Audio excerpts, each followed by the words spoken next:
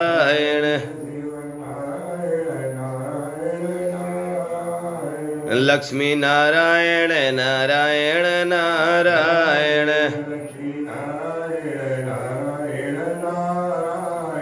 गणपति नारायण रिद्धि सिद्धि नारायण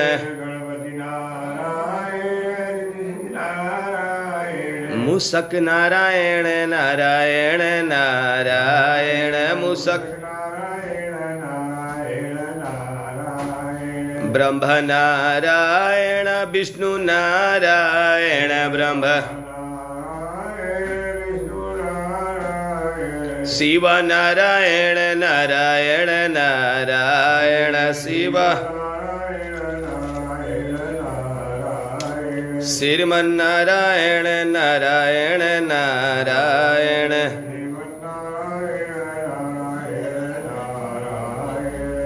सरस्वती नारायण लक्ष्मी नारायण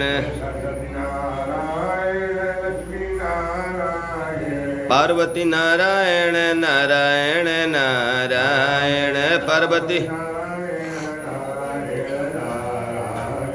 राम नारायण सीता नारायण हनुमत नारायण नारायण नारायण श्रीमन नारायण नारायण नारायण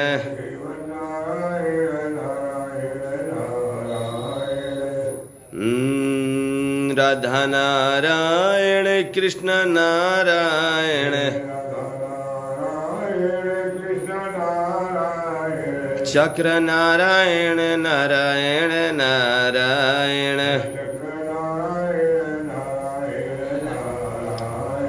माता नारायण पिता नारायण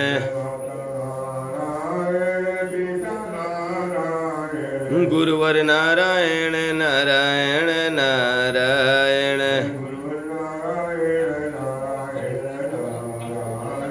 श्रीमन नारायण नारायण नारायण प्रेम से बोलिए यज्ञ पुरुष भगवान की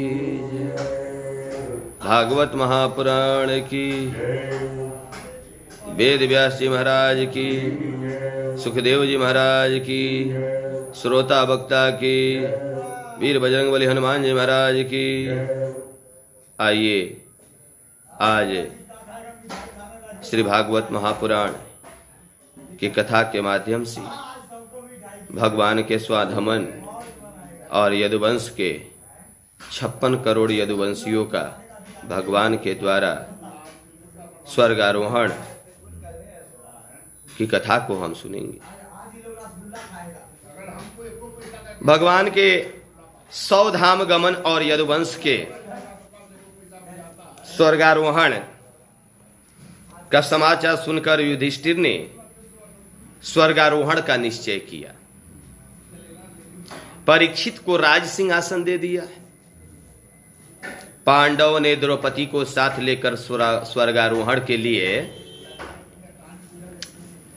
हिमालय की दिशा में चल दिए। केदारनाथ में उन्होंने भगवान शिव जी की पूजा की। प्रेम से बोलिए उमापति महादेव की जय। जीव और शिव का मिलन हुआ, उसके आगे निर्वाण पंथ है। पांडवों ने वही रास्ता लिया। चलते चलते सबसे पहले द्रौपदी का पतन हो गया, क्योंकि वैसे तो वह भी पतिव्रता थी, किंतु अर्जुन के प्रति उसे अधिक प्रेम था। प्रेम से बोलिए श्री कृष्ण भगवान की जय। सो वह उसकी ओर पक्षपात का भाव रखती थी। दूसरा पतन हुआ सहदेव का, क्योंकि उसे अपने ज्ञान का अभिमान था। तीसरा पतन हुआ नकुल का, क्योंकि उसे अपने रूप का अभिमान था। फिर पतन हुआ अर्जुन का, क्योंकि उसे अपने बल का अभिमान था। फिर पतन हुआ भीम का। उसने धर्मराज से पूछा कि मेरा पतन क्यों हुआ, मैंने तो कभी कोई पाप नहीं किया था। युधिष्ठिर ने कहा कि खाता बहुत था, सो तेरा भी पतन हुआ, क्योंकि खाने के समय आंखें खुली रखो, किंतु संतों को और देवों को भोजन कराते समय आंखें बंद रखो। धर्मराज अकेले आगे बढ़ने लगे। धर्मराज की परीक्षा करने के लिए यमराज कुत्ते का रूप लेकर उनके पास आए। धर्मराज की परीक्षा लेने के लिए यमराज कुत्ते का स्वरूप धारण करके उनके पास पहुंचे। उन्होंने दूसरा भी रूप लिया और युधिष्ठिर से कहा कि मैं तुम्हें स्वर्ग में ले जाऊंगा, किंतु तुम्हारे पीछे पीछे कुत्ता चला आ रहा है। दोनों रूप उन्हीं का है। उसे स्वर्ग में प्रवेश न मिलेगा। तो युधिष्ठिर ने कहा कि जो मेरे साथ साथ चला आया है उसे मैं अकेले कैसे छोड़ दूं, उसे छोड़कर मैं स्वर्ग में नहीं जा सकता। 7 कदम साथ चलने वाला मित्र बन जाता है।